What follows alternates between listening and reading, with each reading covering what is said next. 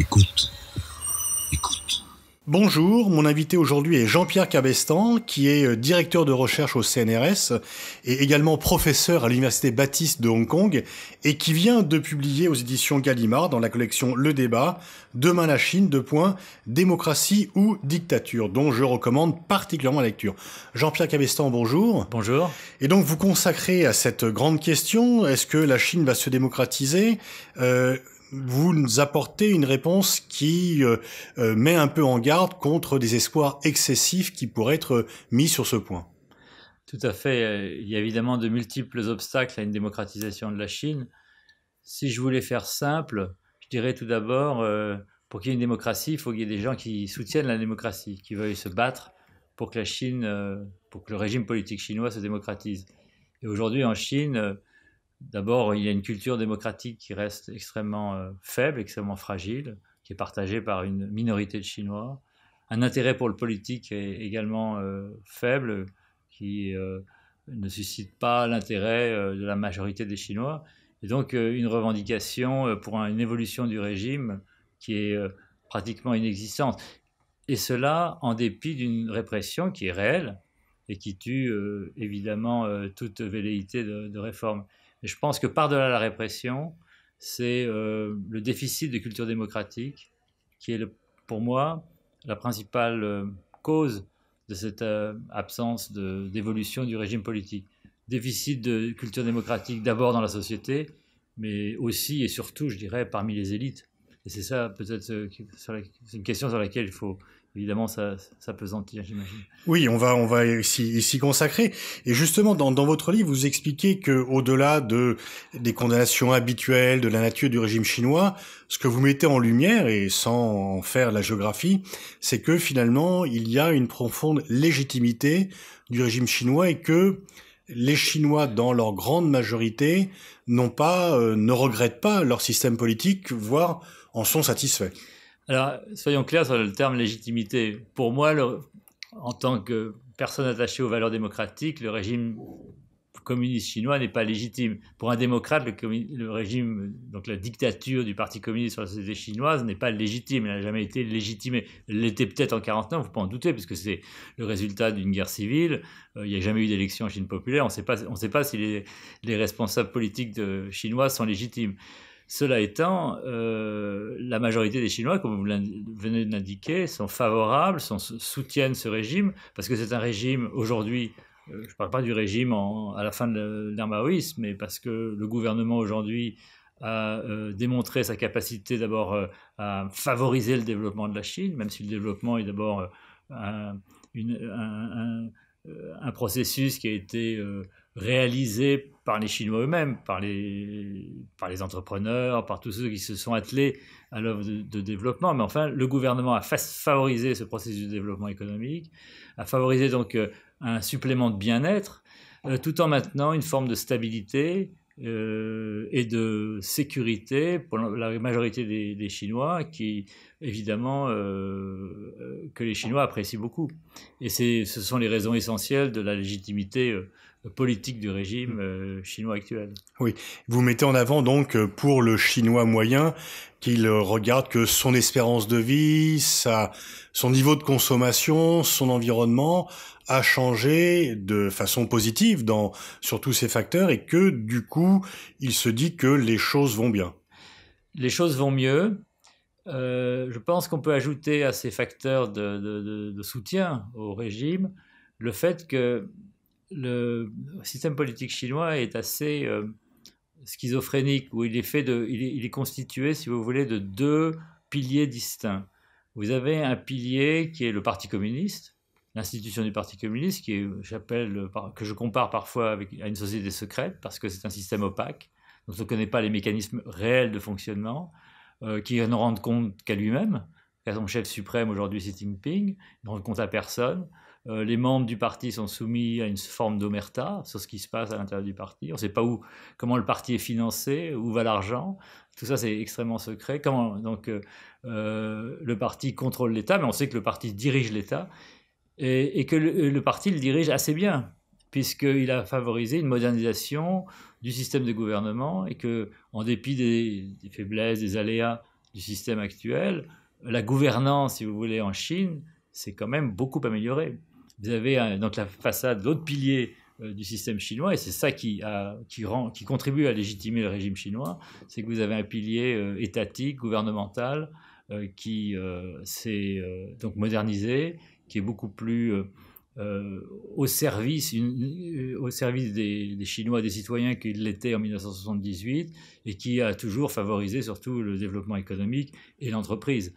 Et ça, c'est un facteur extrêmement important. On peut ajouter que même dans le domaine juridique et judiciaire, les choses ont progressé et vont continuer de progresser, même s'il ne faut pas s'attendre à ce que le Parti communiste mette en place un état de droit, parce qu'à mon sens, il y a antinomie ou incompatibilité entre un système de parti unique qui contrôle la justice et un état de droit comme on l'entend chez nous. Mais il y aura demain, à mon avis, plus de sécurité juridique pour les acteurs économiques et les acteurs civils qui ne s'aventurent pas dans la zone politique. Dès qu'on aborde le politique, là, on est en terrain dangereux et évidemment, on est soumis aux oukases et aux diktats du parti et surtout à l'arbitraire politique du Parti communiste.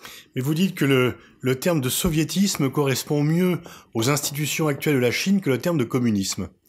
Oui, parce que les institutions elles-mêmes sont établies sur des bases lénino-staliniennes, c'est-à-dire que c'est le système mis en place par Lénine, perfectionné par Staline, qui a été importé par la Chine en 1949, enfin par le Parti communiste dès sa création en 1921, mais par la Chine populaire dès sa fondation en 1949. Et c'est un système que le Parti communiste chinois a complètement intériorisé. Ça va des institutions formelles comme l'Assemblée populaire nationale à l'échelon national, ou les assemblées locales, au comité du parti, au gouvernement populaire. Enfin, toutes les institutions sont copiées sur le système soviétique et le langage lui-même du Parti communiste est un chinois soviétique, si vous voulez. C'est un langage directement inspiré par le langage et l'idéologie de Lénine et de Staline et donc de l'Union soviétique. Et là, ça reste, à mon avis, un obstacle fondamental au développement pour une raison, parce que une raison idéologique essentielle, qui est le fait que c'est un parti communiste qui ne se voit pas au pouvoir pour une période transitoire afin de moderniser le pays et favoriser l'évolution vers autre chose, vers une forme de pluralisme et de démocratie politique. Le Parti communiste se voit déjà à la tête d'un système politique qu'il estime démocratique. Et donc, en cela, il a réussi parce qu'il a persuadé, je le montre dans un certain nombre d'études d'opinion qui ont été effectuées en Chine ces dernières années, c'est qu'il a réussi à persuader une majorité de Chinois, environ 60%, que leur régime est déjà démocratique. Donc, il est perfectible, mais on peut améliorer les choses, mais il va pas pour autant... le Parti communiste ne va pas pour autant évoluer vers autre chose. Il se voit au pouvoir pour 1000 ans et peut-être plus. Alors il y a 89 millions, 90 millions de membres du Parti communiste chinois. Qu'est-ce qui motive aujourd'hui un Chinois pour adhérer au Parti communiste? Et vous écrivez d'ailleurs que le nombre de demandes d'adhésion est beaucoup plus fort que le nombre de personnes réellement admises. Alors pourquoi veut-on adhérer au PC et quels sont les critères pour y être admis? Alors, je pense que les Chinois sont très pragmatiques et la démarche est principalement cynique. Ou si vous voulez, elle répond à des soucis de réussite sociale, économique ou de carrière. C'est pas la lecture des œuvres de Marx ou de Mao. Je crois qu'ils ne sont pas persuadés par ce fatras idéologique qui est extrêmement incohérent. Qui, par voie de sédimentation, a ajouté au marxisme, au léninisme, à la pensée Mao Tse-tung, les idées de réforme de Deng Xiaoping et aujourd'hui les idées de Xi Jinping, qui, dans le rêve chinois, sont un mélange d'idéologie autoritaire, de retour au confucianisme et de perpétuation d'un marxisme-léninisme qui n'a plus aucun contenu, mais qui a pour fondement, évidemment, le rôle dirigeant du Parti communiste. Mais ce n'est pas à cela que les gens adhèrent. Ce à quoi les futurs membres du Parti communiste adhèrent, c'est à l'idée que l'adhésion au Parti communiste sera un raccourci, une échelle ou un tremplin qui leur permettra de réussir dans leur carrière, et surtout s'ils font carrière dans le secteur public, soit dans l'administration, soit dans une entreprise publique, soit dans une institution publique, une université, ou un hôpital. Donc, mais s'ils se lancent dans les affaires et montent une affaire privée, d'être membre du Parti communiste peut être aussi un avantage, parce que ça leur permet d'avoir des relations en haut lieu dans le système gouvernemental et donc de favoriser la protection ou le développement des intérêts de leur entreprise. Et alors, sur quels critères est-on admis dans ce parti quand même de masse? Alors, il y a un certain nombre d'abord de contraintes, je dirais, formelles. Il faut assister pendant un an, en tout cas, à des réunions, lire les œuvres de Xi Jinping, il y a un certain nombre de contraintes, et surtout écrire des rapports qui démontrent, ou des essais qui démontrent qu'on a compris l'idéologie du parti. Alors les Chinois, ils sont habitués parce que ça rappelle un peu les examens impériaux, mais d'un autre côté, cela ne prouve pas grand-chose. Ce qui est important pour eux, c'est le résultat. Alors, certaines catégories de la population peuvent adhérer au Parti communiste plus facilement que d'autres, notamment les élites, ou les futures élites, les étudiants, les hommes d'affaires, tous ceux qui sont appelés à jouer un rôle social plus important que les autres seront favorisés. Donc c'est devenu un parti d'élite, finalement. Oui. Ce parti de masse, 90 millions de membres... C'est pas un parti ouvrier. Alors, il y a encore des ouvriers, 25%, il y a encore des paysans, une vingtaine de pourcents, mais ce sont des statistiques, ce sont des catégories très, très, très lâches. Parmi les 20% de paysans qui sont encore membres du Parti communiste, vous avez beaucoup de cadres de la campagne, des cadres des villages et des bourgs. Ce ne sont pas véritablement des paysans. Donc, ces statistiques sont trompeuses, et on voit bien que petit à petit, le Parti communiste, de par sa composition sociologique, est devenu un parti de cadre. Mais c'est un parti de cadre qui est extrêmement hiérarchique, et donc l'adhésion au parti peut favoriser donc les relations, peut présenter certains avantages, mais la majorité des membres du parti, des 90 millions de membres, n'ont aucun accès à la décision, n'ont aucun pouvoir décisionnel ou même pouvoir d'influence sur les décisions qui se prennent, soit au sommet, soit même à l'échelon provincial ou infraprovincial.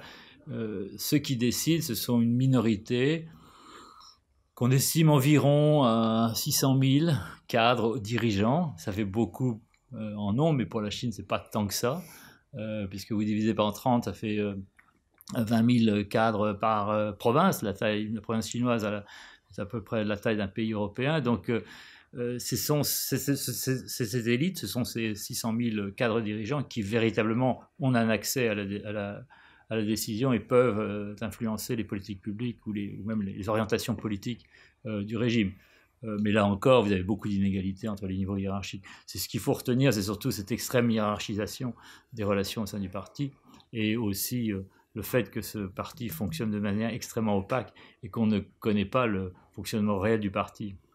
Outre la réussite économique, vous mettez en avant que la popularité, légitimité, en tous les cas le fait qu'il y ait une adhésion des Chinois au Parti communiste, vient aussi du patriotisme ou du nationalisme. Enfin, disons que la fierté nationale, et cela dès Mao, mais y compris jusqu'à maintenant, donc la fibre nationale compte énormément. Oui, le nationalisme a été depuis Tiananmen, depuis 1989, un des fondements de la légitimité du régime. Il a été promu ouvertement par Deng Xiaoping et ses successeurs depuis donc près de 30 ans. C'est devenu un substitut du marxisme-léninisme, de l'idéologie socialiste classique. Ce nationalisme est nourri par un certain nombre d'évolutions importantes, c'est celle-ci que je viens d'indiquer, mais aussi le fait que la Chine s'est enrichie, le fait que la Chine soit devenue beaucoup plus puissante et que la Chine compte sur la scène internationale. Donc évidemment, la société chinoise en retire une certaine fierté et sont de plus en plus attentive à la manière dont la Chine est traitée à l'extérieur, et de plus en plus réactive aussi lorsque ils estiment que la Chine voit ses intérêts bafoués par d'autres puissances, y compris les États-Unis. Alors évidemment, ils sont plus nationalistes avec les pays, je dirais, plus faibles, avec lesquels ils peuvent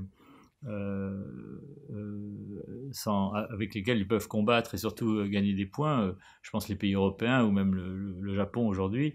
Mais ce nationalisme est aussi un moyen pour le Parti communiste de souder la population autour de son projet politique. Et c'est une arme qui fonctionne jusqu'à maintenant extrêmement bien. Est-ce que l'on peut parler de société civile en Chine? Est-ce qu'il y a des... Vous dites qu'il y a beaucoup d'ONG, mais qu'elles ont un peu un statut spécial. Comment décririez-vous ce qu'on appelle dans d'autres pays la société civile? Alors, ce qu'on peut d'abord dire, c'est que la société chinoise est une société pluraliste. Il y a un véritable pluralisme au sein de la société. Contrairement à l'époque de Mao, les gens ont des idées divergentes, ont des intérêts divergents, et n'hésitent pas à les afficher et les défendre. La deuxième chose, c'est qu'il y a depuis une vingtaine d'années un phénomène associatif qui s'est développé, qui a d'abord été très contrôlé par le centre, par le gouvernement, par le parti, et puis qui s'est peu relâché. Il y a un moment assez intéressant dans l'évolution de cette société civile, qui est encore, je pense, embryonnaire, balbutiante. C'est le tremblement de terre de Wenchuan en 2008. C'était l'occasion d'une mobilisation de la société, de la création d'organisations véritablement non gouvernementales, d'initiatives privées, individuelles ou collectives, mais vraiment qui n'avaient aucun rapport avec le gouvernement et qui ont montré que la société pouvait se mobiliser pour des causes comme celle-ci, une cause humanitaire, une cause à l'occasion de cette catastrophe naturelle. Alors après, le gouvernement a repris les choses en main, et on voit bien qu'aujourd'hui, le gouvernement est de plus en plus vigilant à l'apparition de ces organisations non gouvernementales. La plupart ne sont pas enregistrées, en fait. Les véritables ONG en Chine ne sont pas enregistrées, ou quand elles sont enregistrées sous la forme d'entreprise, parce que c'est plus facile en Chine d'enregistrer une entreprise qu'une ONG. Et on sait que c'est impossible, par exemple, d'enregistrer un parti politique. Mais le parti veille au grain et a fait en sorte que la plupart des ONG se trouvent dans une situation de collaboration avec le gouvernement. Le gouvernement est parvenu à atteindre cet objectif en finançant de plus en plus de projets associatifs. C'est-à-dire que, en d'autres termes, les organisations gouvernementales en Chine sont devenues dépendantes du gouvernement, dépendantes de l'État. Et par exemple, suppléer ou compléter l'œuvre du gouvernement dans tel domaine éducatif, social, protection de l'enfance, lutte contre la pauvreté. Et donc, ces ONG ne se voient pas comme chez nous, dans la théorie ou l'approche d'Habermas, comme un contre-pouvoir, mais plutôt comme un complément de l'action du gouvernement. Et ça, je veux dire que c'est le cas de la majorité des ONG en Chine aujourd'hui. Je pense que les choses continueront d'évoluer. Il y a quand même une volonté de pousser les limites de l'autonomie et une autonomisation de la société qui va continuer, qui va se poursuivre. Mais on voit bien que le pouvoir essaye tout de même de contenir cette évolution et que jusqu'à maintenant, il y est parvenu. Alors on peut dire la même chose des réseaux sociaux. Vous écrivez qu'il y a 700 millions d'internautes en Chine, mais que pour autant, sur le débat, est-ce que Internet va amener à une liberté absolue à la démocratie, vous êtes plutôt sceptique? Oui, parce que tout le monde le sait, 90% des messages sur Internet n'ont rien à voir avec la politique. C'est de l'achat en ligne, c'est des jeux en ligne. C'est des followers des stars de la télévision et du cinéma. C'est la vie quotidienne, des gens qui ont envie de s'amuser, je dirais, de profiter de la vie. Et donc il n'y a pas ce qui s'est passé en Tunisie ou en Égypte, où les réseaux sociaux ont joué un rôle important dans la contestation du pouvoir politique. Alors, là aussi, le gouvernement est extrêmement vigilant. Et ça ne veut pas dire qu'il n'y a pas répression. Il y a contrôle de l'Internet. Mais la plupart des gens ne s'intéressant pas aux politiques ne voient pas ce contrôle, n'en éprouvent pas les conséquences, ou n'en perçoivent pas la puissance. Alors, peut-être en tout cas moins de 10% des messages sur Internet sont politiques ou s'intéressent aux politiques. Là-dessus, vous avez beaucoup de censure parce que dès qu'un message devient un peu trop critique, il est supprimé de la toile par la censure chinoise et son auteur peut être poursuivi. Il peut avoir des ennuis avec la justice. Donc les gens font attention. Alors il y a tout un jeu pour les activistes politiques en Chine de communiquer par des messages codés,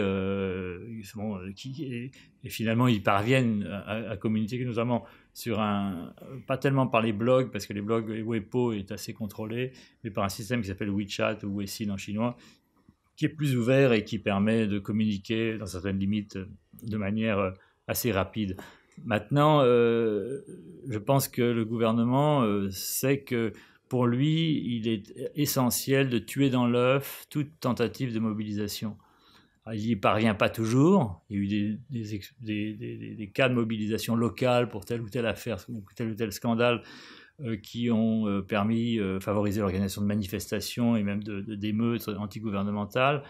Mais dans l'ensemble, je pense que une mobilisation du type printemps arabe est aujourd'hui inconcevable en Chine. Mais peut-être que ce sera possible demain, mais pour l'instant, en tout cas, j'en vois pas. Je pense pas que la société en ait les moyens. Vous écrivez même que finalement, pour le gouvernement, c'est une autre façon de contrôler l'opinion en regardant ce que les gens disent et en les poussant effectivement à la consommation, à la satisfaction des besoins matériels au détriment de l'organisation politique. Tout à fait. Alors, l'autre aspect, évidemment, de l'Internet, c'est que le gouvernement, voyant beaucoup de choses, est beaucoup mieux informé qu'auparavant sur les sentiments, les récriminations de la société, et peut donc adapter sa politique à ces sentiments. Il y a deux manières de réagir à des mécontentements. Un, c'est de réprimer, l'autre, c'est de modifier les choses. Et je pense que le gouvernement chinois est très réactif. Et lorsqu'il voit que ça, c'est un progrès parce que... Alors ça, c'est un progrès. On peut dire... Alors, les Chinois en disent, on tire argument pour dire, vous voyez, nous avons mis en place une démocratie consultative. Sauf que c'est un peu par défaut, et surtout en surveillant les gens et en réprimant à l'occasion les internautes un peu trop bavards et un petit peu trop aventureux. Mais néanmoins, c'est quand même préférable au tout répressif des années Mao. Alors, oui, et ce qui m'amène à penser, contrairement à certains qui estiment que depuis l'arrivée de Xi Jinping au pouvoir, le régime est devenu tellement répressif qu'on va vers un retour au totalitarisme, je pense que c'est inconcevable aujourd'hui que la Chine revienne à un totalitarisme stalinien ou maoïste. La Chine est tellement ouverte, tellement pluraliste, tellement poreuse aux idées étrangères et tellement mondialisée sur le plan économique que je vois mal un régime totalitaire réussir à s'imposer en Chine. Ce qui ne veut pas dire que dans l'idéologie de Xi Jinping ou même dans ses projets de contrôle de la société par ce qu'on appelle le système de crédit social qui distribue bons et mauvais points aux citoyens, le gouvernement n'a pas un projet qui ressemble à un projet totalitaire ou même orwellien, diraient certains. Mais je pense que c'est un projet qui ne sera jamais complètement réalisé, étant donné l'état de la société chinoise et de ses relations avec l'extérieur aujourd'hui. En conclusion, vous faites plutôt un pari sur une relative stabilité, pas d'évolution majeure, pas de rupture, mais une sorte de continuité dans l'évolution que la Chine connaît depuis plusieurs années. Alors je pense qu'à moyen terme, la Chine n'évoluera pas, le régime est fort, légitime, très installé, et la plupart des Chinois ne conçoivent pas une évolution du régime. Mais là, je voudrais ajouter quelque chose sur les élites, parce que finalement, les évolutions qu'on a connues par le passé, en Corée du Sud, à Taïwan ou ailleurs, ont beaucoup dépendu des élites et des contre-élites. Et là, la majorité des élites chinoises sont extrêmement conservatrices. Que ce soit les élites politiques du parti, et là, les élites politiques du parti doivent évidemment être très très prudente. En Union soviétique, Gorbatchev est resté avancé masqué jusqu'au dernier moment. Et on ne sait pas si Li Keqiang est un démocrate caché ou Xi Jinping a fortiori, je ne pense pas qu'il le soit. Maintenant, les élites entrepreneuriales elles-mêmes sont pour la plupart très conservatrices, assez contentes du système actuel, et même si elles voudraient avoir plus de voix au chapitre, elle serait assez tentée par un système à la hongkongaise qui donne une place politique et donne une influence politique aux élites qui est autrement plus importante que celle des citoyens. Quant aux élites intellectuelles, elles sont dominées par ce qu'on appelle la nouvelle gauche, qui a des tendances maoïstes ou néo-maoïstes, ou les néo-confucéens.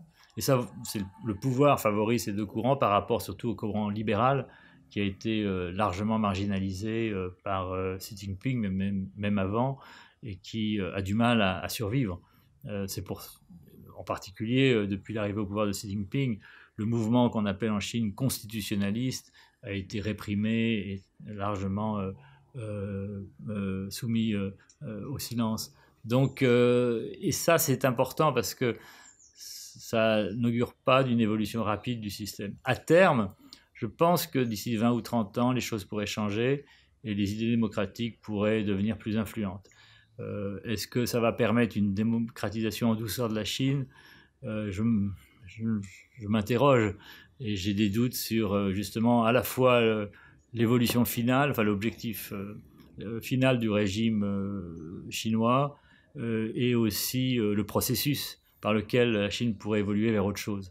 Je suis inquiet sur ces deux fronts parce qu'il y aura beaucoup de forces qui résisteront à une démocratisation de la Chine, en tout cas dans les années, les 2 ou 3 décennies qui viennent. Merci Jean-Pierre Cabestan. Je renvoie à la lecture de votre livre passionnant « Demain la Chine, démocratie ou dictature » qui vient de paraître aux éditions Gallimard.